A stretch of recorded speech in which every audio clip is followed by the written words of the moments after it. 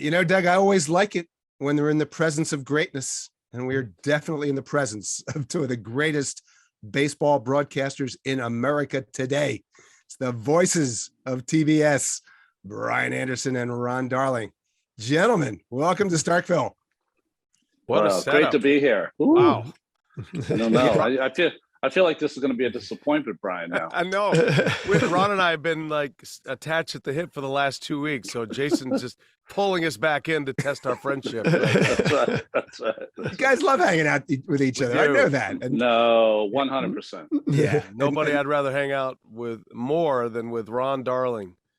Talk about the 86 Mets. Yeah. Okay.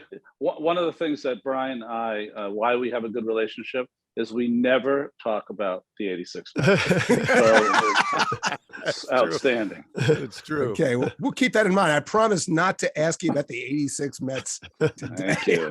Okay. Also, Brian's been here before, but Ronnie, I believe it's your first visit to Starkville. So after the show, you should check with Glanville. They'll be happy to point out the big tourist destinations in town. Okay, definitely. Yes. I feel like I've known you guys forever, so this is just a fun chat with buddies. Yeah, and all guests get a statue built in their honor in Starkville. Very nice. Yeah, so we have like 700 of them now. Doug builds them himself. You're a little behind, aren't you, Doug? Yeah, it's paper mache. Always works really well. Is this like the Ned Beatty character in Superman, where he was asking, when they destroy the world, that he'll get a somethingville named in his honor? That's right. Ronnieville. Starkville. Ronnieville's a suburb of Starkville. Glenville's whole life is a ville. That's right. That's a good point. That's a good point. Anyway, if you're in the South where I'm from, it's Vol. So it's more like Starkville. That's right. Glenville. Starkville. I'm using that. I like it. I like it. It's funny. Yesterday, Brian sent me a photo of your TBS booth, and of course, you're not the only two people in there. Also pictured were Jeff Rancour and Lauren Shahadi, and we love them both. But do we love you two more? Wow. Apparently we do, right? They didn't get the invite, Ron. I feel like, we have to stand up for Lauren and Frenchie here on this version of Starkville. Hey, listen, let me tell you this. Lauren Shahadi doesn't have time to come on Starkville. That lady works more than anyone I know. And Frenchie today, just like Frenchie's life would 100% you would think it would be like, is on a plane to Cabo with his lovely wife, and they're going to have a beautiful time. So we're here hanging out. Those two are fine. Yes, we're on a group text together, and we always kind of make fun of each other. And, mostly we make fun of Frenchie. But, he's living the good life right now. So I just got back from an NBA game. And Ronnie's on dad duty, and he's got to be at the bus stop here in a minute. So that's why we're available. We just happen to be available. Talking Jason. Okay. Well, whatever. We're grateful that you are. So why don't we talk about the Astros? You guys called the ALCS when the Astros bludgeoned the 99-win Yankees, swept them, went on to win the World Series in 6 games over the Phillies, second title in 6 years. I just wrote a long column for The Athletic examining the Astros' place in history, which is a really interesting question. But let me ask you guys, what would you tell the baseball fans of America is the right way to think about the Astros of the last 6 seasons? Ronnie, let's start with you. Boy, that's such a difficult question. In some ways, there was never a team more built to handle the 3 games in Philadelphia more than the Houston Astros. Philadelphia had one of the great home field advantages in recent history, to me. And this Houston team, which has been booed and treated whatever way they wanted to be treated since the 2017 conflagration, cheating scandal, they were ready for this, like no one's ever been ready for it. But more importantly, it's very hard to sustain great success in this league. We saw the Chicago Cubs, they had their run. And now all of those great players are somewhere else, including Schwarber in Philadelphia. This team has sustained the run. They have lost Correa, Springer, Garrett Cole, Zach Greinke. I can go on and on and on. And they're still great each and every year for the last 6 World Series they've been in. And I think that we really should. And if you want to take one of the years out, that's fine with me. If you're that vindictive, but I think that we really have to put them in their proper place as one of the great organizations and teams, not only of recent note, but they go up there with. They're in the same discussion as the Oakland Athletics in the early '70s. I don't think that they're up there with the Big Red Machine because that was a special, different kind of ball club. But they're in the discussion when you start to talk about 100 years from now, who are the great teams, organizations of all time? They're up there. Yeah, I mean, I did a lot of research on this. I'll share it with you guys in a minute. But Brian, what do you think? I think had the Astros fallen, and so Ronnie and I did the series in 2020 when we were in the bubble, and they didn't have a great season, the pandemic shortened season, but they did get by the Oakland A's in the LDS. They made it to our version of the bubble in San Diego, and we weren't sure what that was going to be like. The Tampa Bay Rays were, a favorite in that series. Tampa Bay won that series. And then, I remember having these conversations with Ron and Frenchie and Lauren and our production crew. This might be the last we see of the Astros.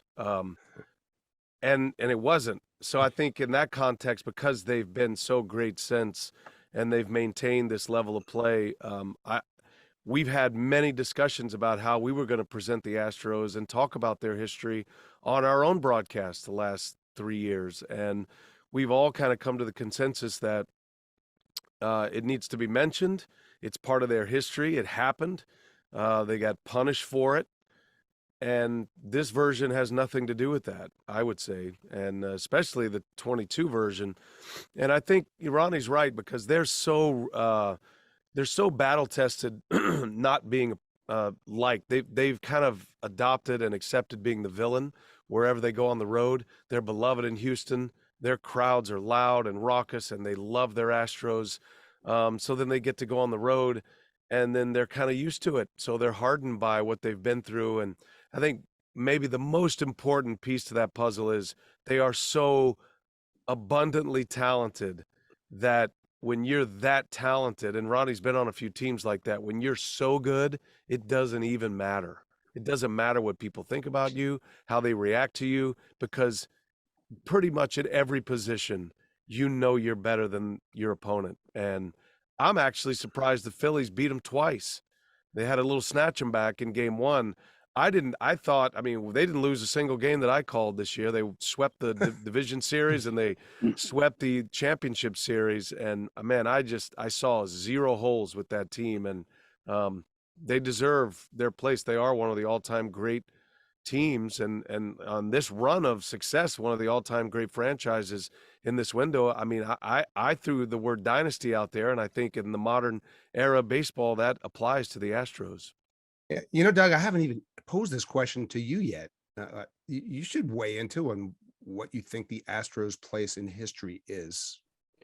Yeah, I think it's, as Ronnie said, really difficult because, I think whenever we're in the moment, we try to frame it, and then we don't really have the benefit of time, right? Because, things will continue to evolve and change, and you get new perspective.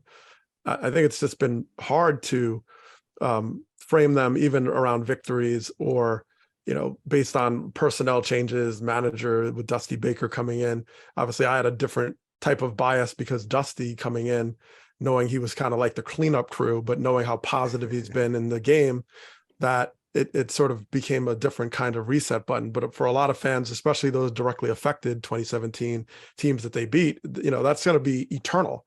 So if you ask a Dodger or you ask fans of these teams, I don't see there's ever a time they're going to forgive or kind of let that go, even when all those players are gone, right? It's just one of those moments that are circled. And so I'm curious of, sort of Brian and Ron about, I guess, how is your view or how you've handled discussing the 2017 and forward Astros evolved, because I know, like, I've had different points of view, and you kind of like, okay, Dusty will help you evolve it in another way.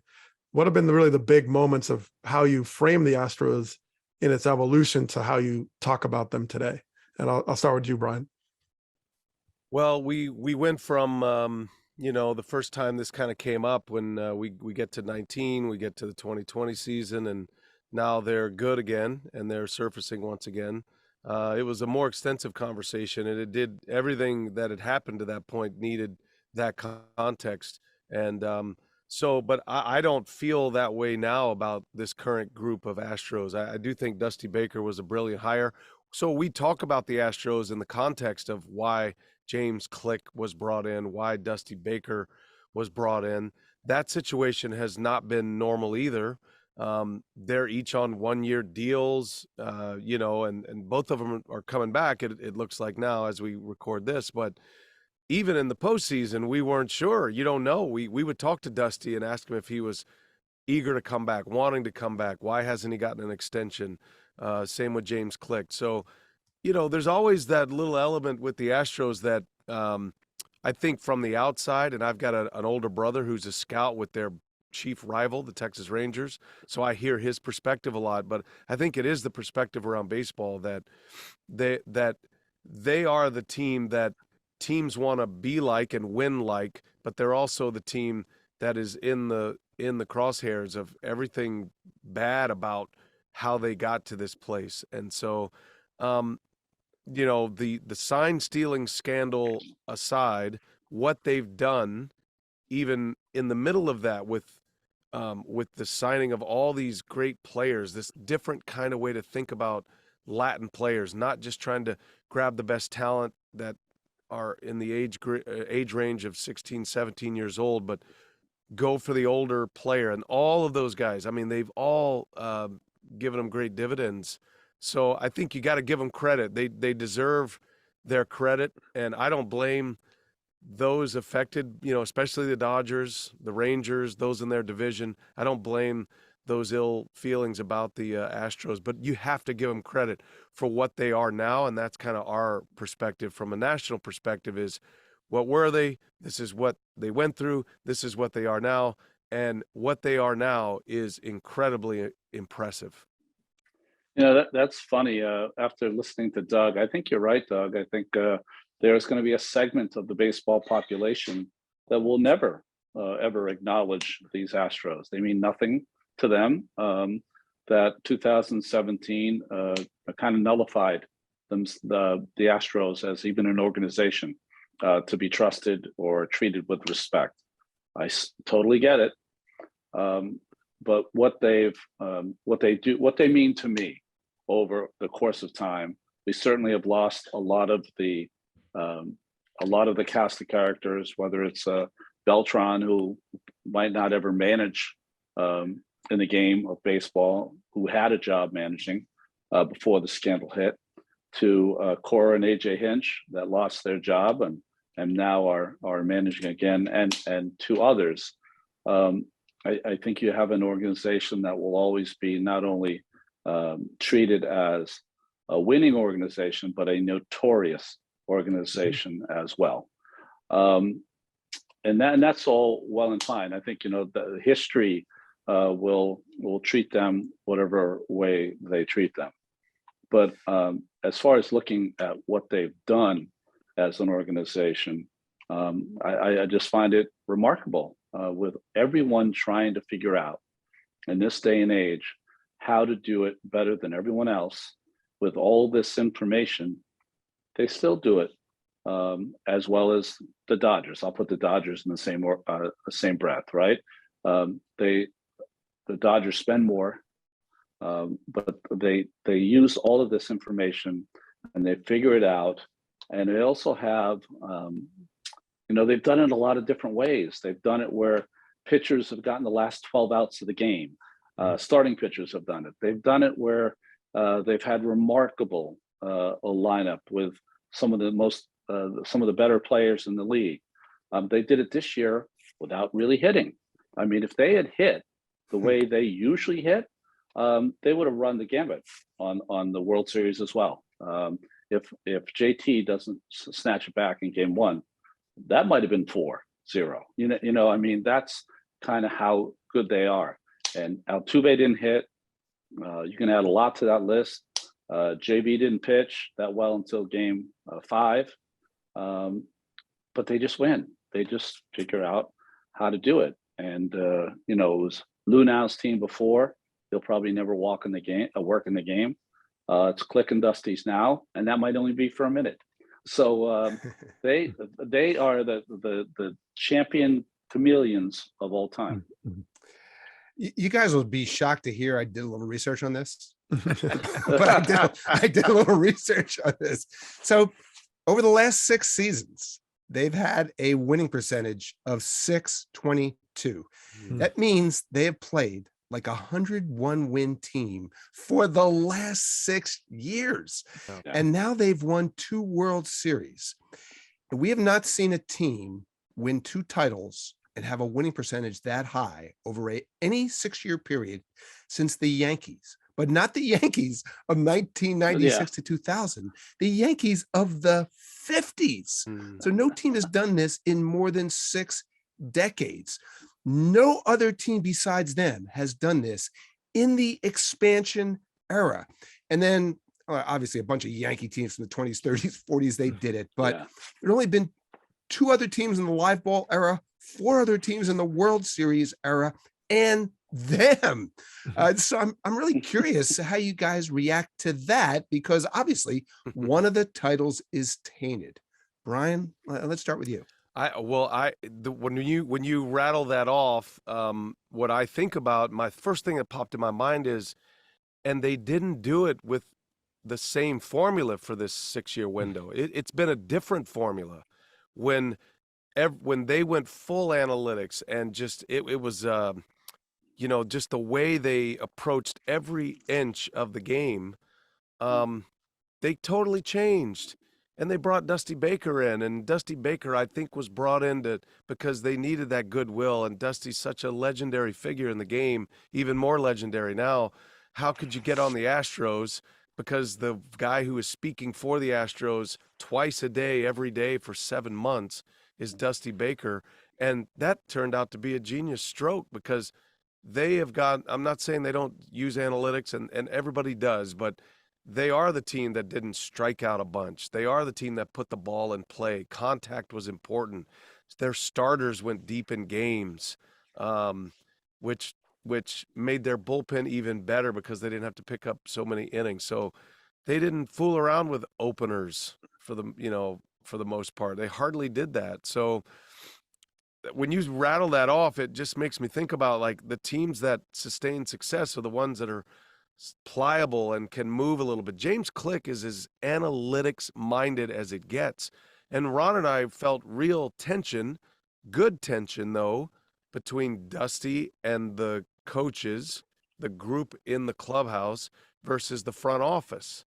But I do think because of their positions maybe and their lack of multi-year deals, that might be the brushstroke. I don't know. I mean, you got to give them credit. Jim Crane has found some kind of secret sauce to keep individuals without so much power, but enough power. Like Dusty told us a number of times, he goes, he had his toothpick out and he'd say, I only get 1 vote now.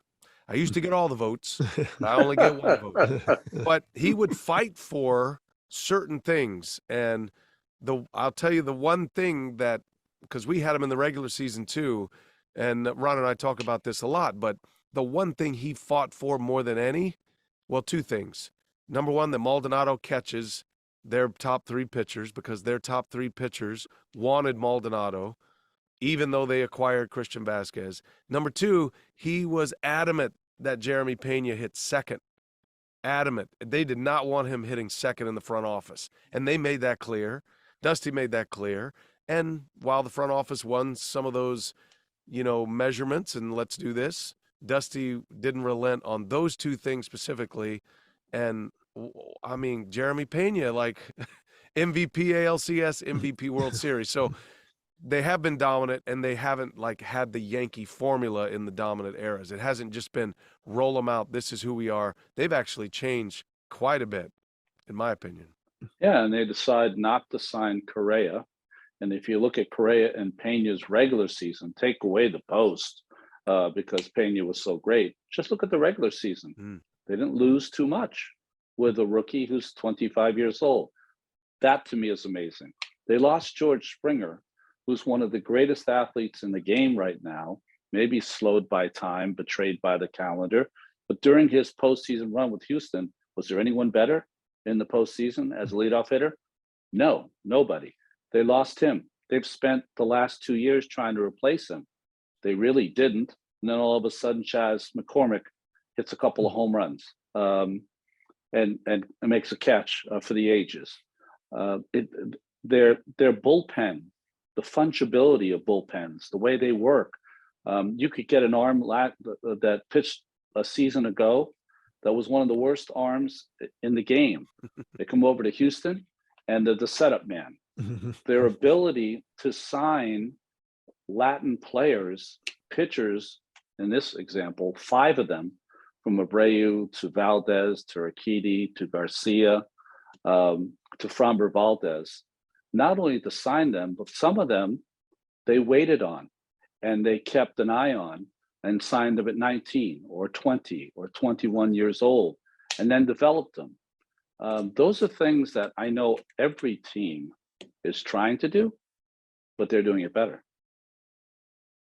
Yeah, and Ronnie, like you mentioned Dusty Baker, and I mean, can you talk about how you see how he ties everything together?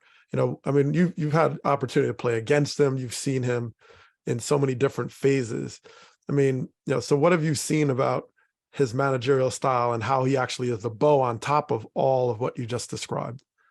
Yeah, well, you know, I've run the gamut with Dusty, you know, from now being able to listen to his wonderful poetry that he gives you. Really, it's poetry before a game about life circumstances and how he thinks about things, to pitching against a tough RBI guy, to having a cold one at probably too late an hour many times, to just a general love for him. And Brian had a really interesting thought there. He said, you know, bringing on Dusty Baker, I think that there was no one else in the history, no one else alive that could have brought instant credibility to that organization, a baseball guy, than Dusty Baker. His life, the one that he led, put him in a place and time that he was the only baseball man in the game that could save the Houston Astros. And he did it. Now, I know James Click did it and other people behind the scenes. There are plenty of people. But the face, the person in front of the public, person that has to speak to people like us, gave them instant credibility. I feel like he's almost a Dalai Lama figure for the game of baseball and what he represents to Houston. He had the right dose of I understand you're mad, and over time I hope you get less mad, but at the same time we're going to continue to try to really play well and win ball games. It was just the right sauce he gave the public, that he gave us, and he's the only person. And think about that. How many people are in the game? People, Doug, that you and I love, hold dear, know are great people.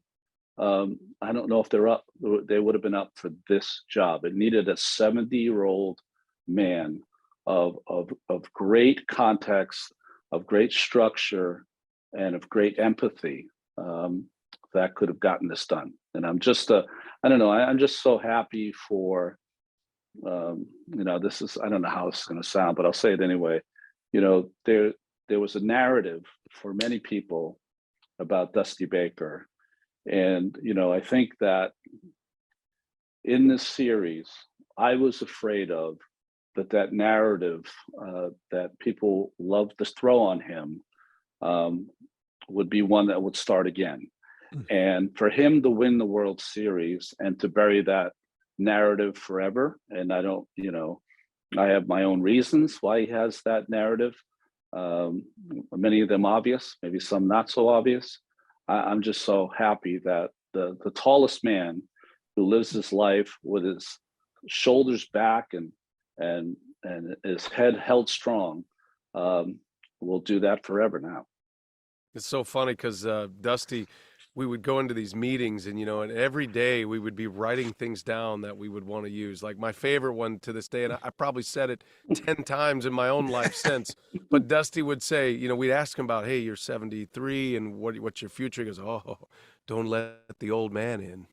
Just don't I'm not going to let the old man in. And I love that philosophy. And to be able to connect, Jackie Robinson, Hank Aaron, Dusty was in the big leagues at 19 years of age, and he's still in the big leagues in 2022 at age 73. And I know, Doug, he's been a big part of your life as well, and your professional baseball journey too. But I think there's so many stories like that the players that don't really care about the past, they relate with Dusty because he's cool. He's a cool cat, and he can speak to you on a different level.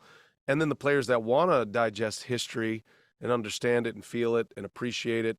And I found like a lot of the Latin players with the Astros really do know his history, which I love about that. They want to know they want to hear stories about playing with Hank Aaron and knowing Jackie Robinson the way Dusty knew Jackie Robinson, all those markers of the season when things would come up. And I think that was a beautiful thing to watch, that, Dusty was freely giving that out too, but not in a way that made you feel like he was a know-it-all. Because you guys, Ronnie and Doug, you know more than anyone that at some point there's a feeling when you take the field. So you can be whatever talent you are, however they've labeled you, scouted you, they put that label on you. When you hit the field, you're there because of all these things you've accomplished. But there is also those moments between a human being who is running the show and making the decisions. And I think that's where Dusty just shines. Like, it's so great. We would have our director constantly follow Dusty. We basically had a camera on him all the time because he's got his arm around somebody. The fact that he walks to the other end of the dugout when he wants to produce runs, like, there's no analytics mind doing that. It's just as it gets. He might as well put his hat on in a rally cap style. He's going to the other side of the dugout. But I just love those, like, interactions that he would have with players, especially when things didn't go well. There was a bad moment.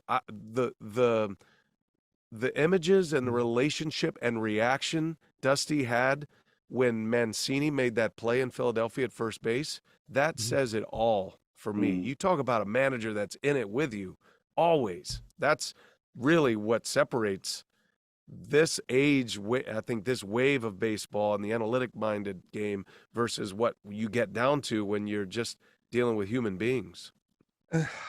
One more thing I want to make clear before we go, and that is 2017. We're not giving the Astros a pass for that. That's a stain that never goes away, shouldn't ever go away. Yeah. But one of the things I looked at was since that year, starting 2018, they had the best record in the American League over the last 5 years, and the last 4 years, and the last 3 years, and the last 2 years, and obviously the last 1 year. And so that doesn't vindicate them, but it tells us something. We've been all over that thing. So one last thing for you guys. What should we make of 2017 in retrospect, and what people should think about it? And what's the importance of them winning a second time? Ron, you want to start with that one? Yeah, that's a very interesting question, because there's a lot of parties complicit in this, even though they don't want to admit that they're complicit in this. Yes, it was the Astros who decided to do what they did and bang garbage cans to alert their players on what was coming. I get it. There's also been some players on that team that have caught the most flack, that are still on that team, caught in the most flack for what happened in 2017 that never did anything. I think it's so unbelievable and admirable that that player has not said a word. So that'll be some of the history I remember. How will it be remembered? It'll be remembered like a modern day Black Sox scandal. That's kind of how it's going to be remembered. If the Black Sox, after their scandal in the World Series, had won or been to the World Series 6 or 7 times after that and won 2 of them, we would think of the Black Sox as this, one of the great teams of the teen years of the 1900s, maybe into the 20s, that also sold their soul to the World Series. Now, the game was a little different then. There was a lot of gambling going on. So you have to put everything into historical perspective. But if the White Sox had, after that cheating scandal, been one of the best teams in the game, we would think about that team and how good they were and how talented the players on that team were. But we'll probably never forget the selling of the World Series. I think for some, they'll think about this Houston Astros team like that.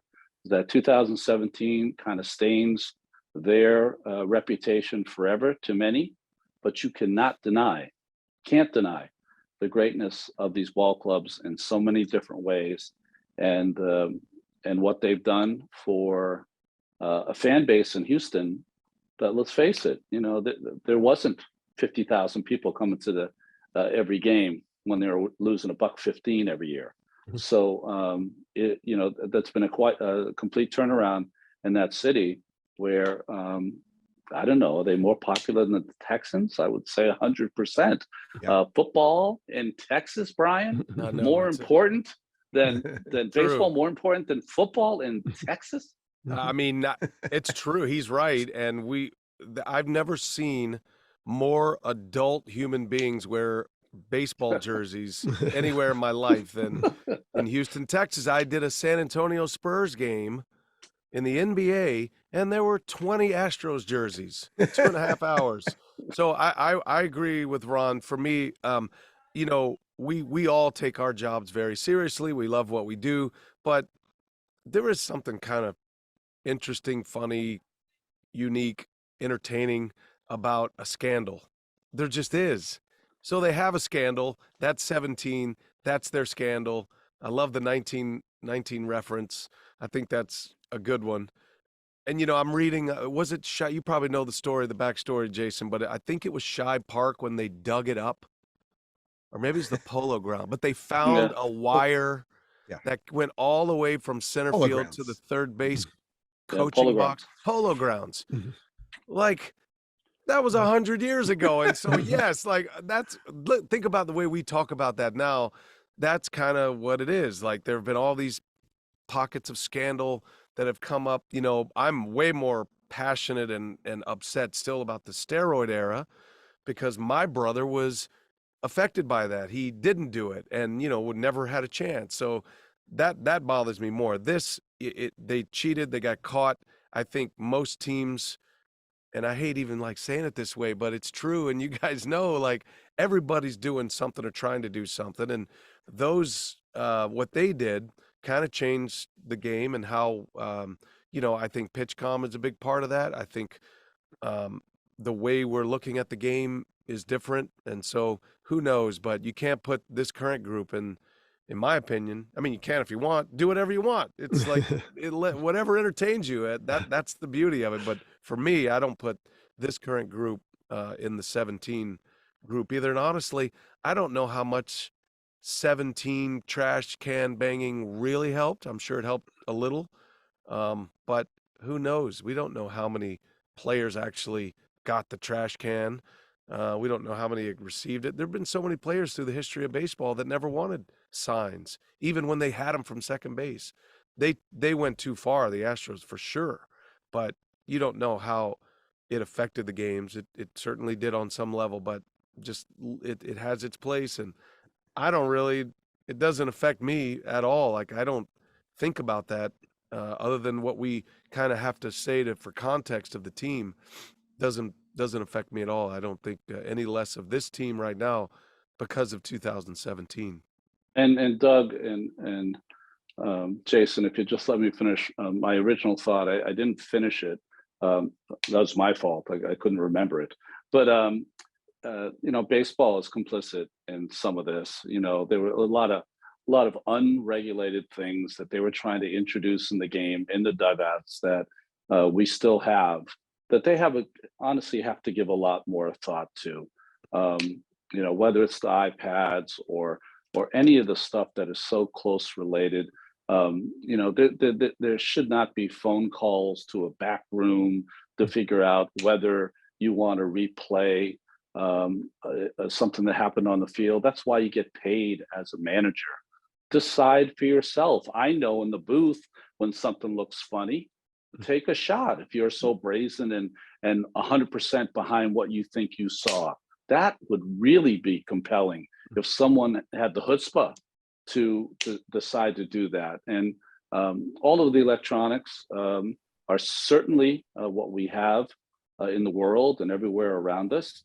But you have to be careful. And it was an unregulated piece of time there during those moments. Yeah, it's so interesting to reflect on, and nobody better to reflect on it with than you two. You guys are so awesome at everything you do. Ronnie, I'll see you in Secaucus. Sure. Love listening to you on the NBA. Keep up the great work, my friends, and please come back and visit us again sometime in Starkville. All right, Well, for sure. Thanks, guys. Brian and I will hold a standing every year after the postseason. We'll give you some reflections on don't let the old man in. Yeah, That's right. Careful what you wish for, but we will take you up on that.